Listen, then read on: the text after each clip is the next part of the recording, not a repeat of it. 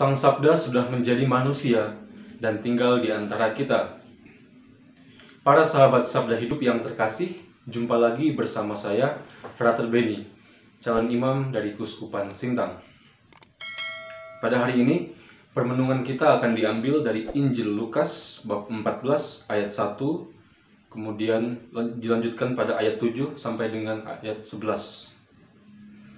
Mari kita persiapkan hati kita untuk mendengarkan dan merenungkan Injil Tuhan. Dalam nama Bapa dan Putra dan Roh Kudus. Amin. Pada suatu hari Sabat, Yesus masuk ke rumah seorang pemimpin orang-orang Farisi untuk makan di situ. Semua orang yang hadir mengamat-amati dia dengan seksama. Melihat tamu-tamu berusaha menduduki tempat-tempat terhormat, Yesus lalu mengatakan perumpamaan berikut. Kalau engkau diundang ke pesta perkawinan, janganlah duduk di tempat kehormatan, sebab mungkin ada undangan yang lebih terhormat daripadamu.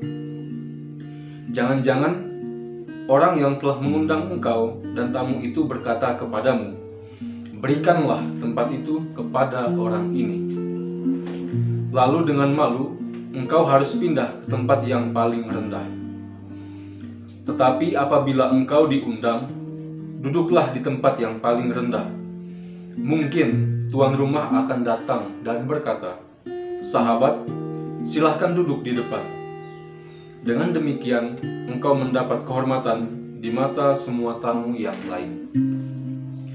Sebab barang siapa meninggikan diri akan direndahkan, dan barang siapa merendahkan diri akan ditinggikan.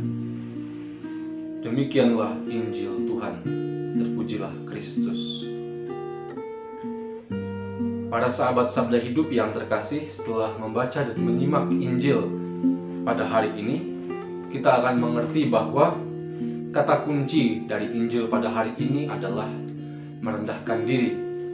Ini menjadi kunci dari Injil pada hari ini, yang bermula ketika Yesus memberi perhatian kepada perilaku orang-orang yang diundang ke suatu pesta makan dan berusaha untuk duduk di tempat-tempat terhormat, sehingga ia mengatakan perumpamaan yang tadi itu. Kemudian saya hendak mengajak kita untuk melihat atau untuk memahami bagaimana kita memahami tindakan atau aksi dari merendahkan diri itu. Ya, saya hendak mengajak kita untuk merenungkannya dengan kembali melihat ke dalam kitab suci. Dalam perjanjian lama, khususnya dalam kitab Amsal, dikatakan bahwa kecongkakan mendahului kehancuran dan tinggi hati mendahului kejatuhan. Kemudian apabila juga kita membaca pada kitab Raja-Raja, khususnya di 1 Raja-Raja bab 21 ayat 29, di situ dikatakan bahwa, nah ini penggalannya, karena ia telah merendahkan diri di hadapanku, maka aku tidak akan mendatangkan malapetaka kepadanya. Lalu juga secara lebih ekstrim itu tertulis dalam 2 Tawarik bab 12 ayat 7, ketika ya di situ ada pemimpin Israel yang menyadari dirinya salah dan juga merendahkan diri kepada Allah. Kemudian Allah berkata, karena mereka telah merendahkan diri di hadapanku, maka aku tidak akan memusnahkan mereka. Ya, bayangkan, kecongkakan dan sebagainya itu mendatangkan kemusnahan bagi Israel. Andai saja para tetua atau para raja-rajanya itu tidak mau merendahkan diri di hadapan Allah. Lalu apabila juga kita melihat ke dalam perjanjian baru, dalam Injil Matius misalnya, dalam Matius 18 ayat 4, di situ dikatakan agar kita merendahkan diri seperti anak kecil, sehingga juga orang yang merendahkan diri seperti anak kecil itulah yang akan memperoleh kerajaan surga. Nah, para sahabat Sabda Hidup yang terkasih, lebih jauh lagi apabila kita membaca ke Filipi, kita akan melihat di mana Paulus melukiskan dengan sangat indah bahwa Yesus dengan menjadi manusia sesungguhnya ia telah merendahkan dirinya dalam keadaan hamba dan menjadi sama dengan manusia. Kita bisa mengerti bahwa dari Kristus yang merendahkan diri ini mendatangkan keselamatan bagi kita umat manusia. Maka dalam hal ini dapat kita pahami bahwa Sesungguhnya dalam panorama kitab suci, dalam apa yang tertulis dalam kitab suci, merendahkan diri atau kerendahan diri itu pada dasarnya mendatangkan keselamatan kepada kita.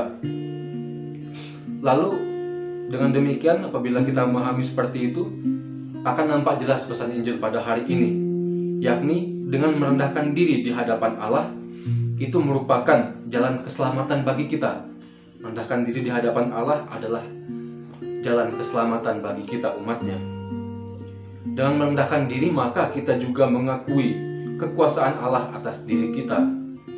Kemudian lebih jauh lagi dalam relasi kita terhadap sesama, kita diajak untuk Tuhan Yesus untuk mengerti bahwa di hadapan Allah kita itu sesungguhnya sama, sekalipun memang mungkin dalam prakteknya, dalam strata sosial di masyarakat terjadi pembedaan-pembedaan seperti itu.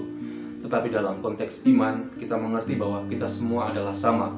Kita semua adalah citra Allah yang maha tinggi.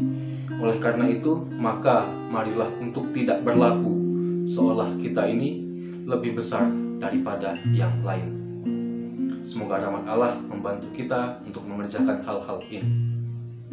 Semoga Allah yang Maha Kuasa mengasihani kita, melindungi kita terhadap dosa, dan menghantar kita ke hidup yang kekal. Amin. Dalam nama Bapa dan Putra dan Roh Kudus. Amin.